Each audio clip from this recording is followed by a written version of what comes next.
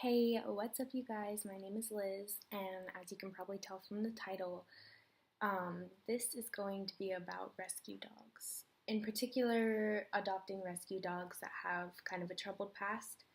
So there's a lot of things that I wish I knew before I adopted my rescue dog.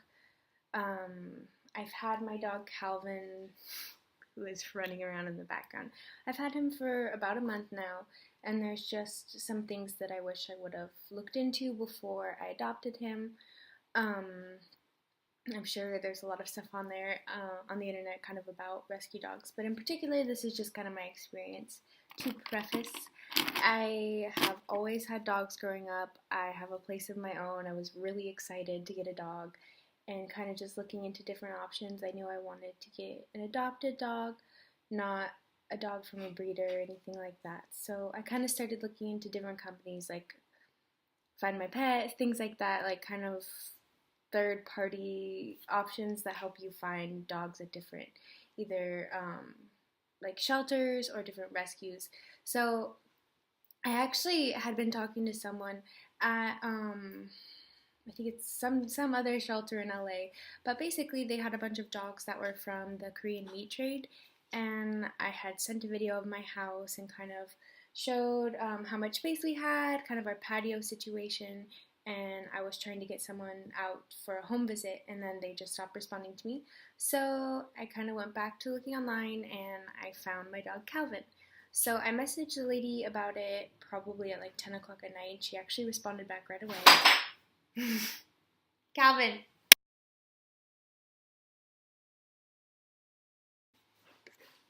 So yeah, so she actually responded right away, and I was able to talk to her and kind of get some information about him. She said that he had been dropped off at the shelter about a week ago, and that he was brought in with a lot of cuts and like scratches and stuff all over his face, so it looked like he had potentially gotten in a fight with another dog.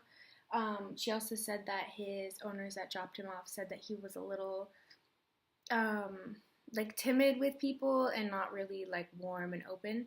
So I was like, ooh, okay. I'll still see him because he actually was listed as going to be euthanized in a week. So I was like, well, I mean, I don't know. I can't let that happen, and I guess I'll just see him. And from the pictures that were posted on the website, which I can probably try to insert here, he just didn't look very cute. He looked really sad, and so I was hoping, well, maybe this will be a good opportunity, and I can, help give him a better life and give him a second chance. So a day later, I ended up driving up to LA. He was located at the Van Nuys Animal Shelter, and I actually live in Orange County, Costa Mesa area, so it was almost a 2.5, 3 hour drive on the way there. So by the time I got there, it was close to the time that the shelter was going to be closing. So I went out and met him, and he was so cute, and he looked a lot cleaner than his pictures, and he was just really sweet, and he seemed really shy, but I didn't see any of like the aggression and stuff that they had mentioned in his little bio. So I ended up adopting him. I took him home with me. He was completely quiet the entire 4 hour drive home because we were driving back in traffic, so it was like double the time that it took us to get there. So I got to my house, and my boyfriend had actually asked me, oh, has he barked at all on the way there? And I was like, no, he's been quiet. And I actually have right behind me, actually, I have a full wall mirror. And the second he got inside, he walked up to it and completely lost it. Like he saw his reflection in the mirror and just went crazy. So I was like, okay, there might be something to this whole not liking dogs thing. So fast forward about a week, I had been taking him on walks and kind of getting him acclimated to the neighborhood and stuff. And I did realize that when we would walk past people on the street, he would bark and be really scared. Not in an aggressive way, but it was like he was terrified of every person, all like cars, bikes, wheels, everything. And he was really, really scared of other dogs. So I started to look into getting a trainer, and when I got a trainer, I wanted to be careful because a lot of the programs are like you have, you know, like an entire group of dogs that are there, and they kind of do it that way. And I just didn't know if that would be safe for him. I didn't know if it would be okay for him to be in a group of other dogs, so I wanted to look for something private. But like a mix of that. Like I thought having just private lessons might not be great for him. I think that he needs to get exposed to other dogs because I don't want him to be scared of them for the rest of his life. So I was looking through pages on Yelp and it took me forever, but I finally found a really good trainer that was unfortunately very expensive. So um, we've been doing that for about a month now and he's almost finished. He has about 3 sessions left and he's a completely different dog.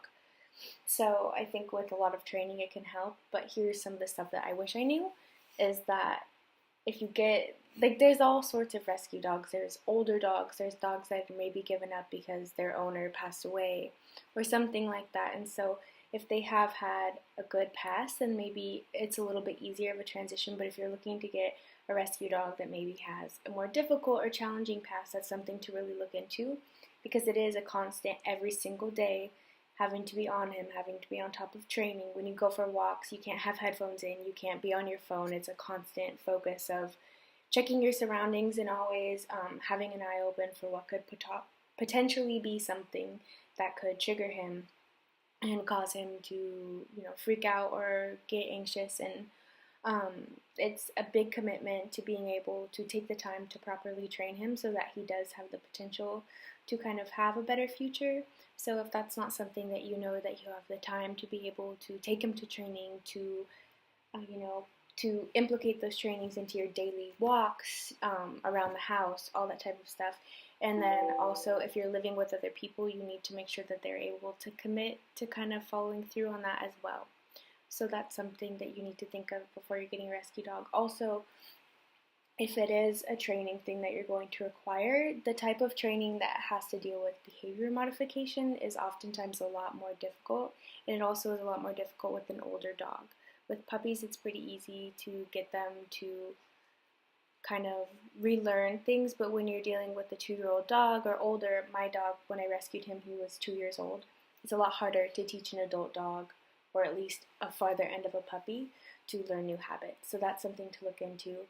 And training can be very expensive if it's not something that's in your budget. To actually get good training, you might want to think about getting maybe an older dog or a different type of rescue dog.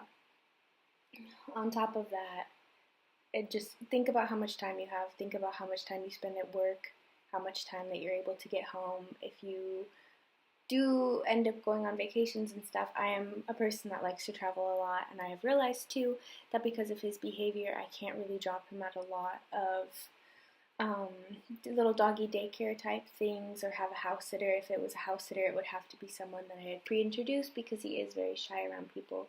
So that's something that I had thought when I adopted a dog, like, of course I'll have to make, arrangements for when I go on vacation or things like that, but I didn't realize how difficult and how careful I would have to be with who I left him with. So these are things that I hope that you will think about before you adopt a rescue. And to answer my question, no, I wouldn't change it for anything. I think that he's the greatest dog in the entire world, and I'm excited to be able to help him come into a shell, and my life has been so much more enriched. But there are things that I think going into this, I would have known them. It would have maybe changed my time frame for getting a dog. I would have maybe saved a little bit more money so that paying for his training wasn't so hard on my finances, things like that. But all in all, I'm really happy and I'm excited, and I wish you luck on your journey to getting an adopted dog.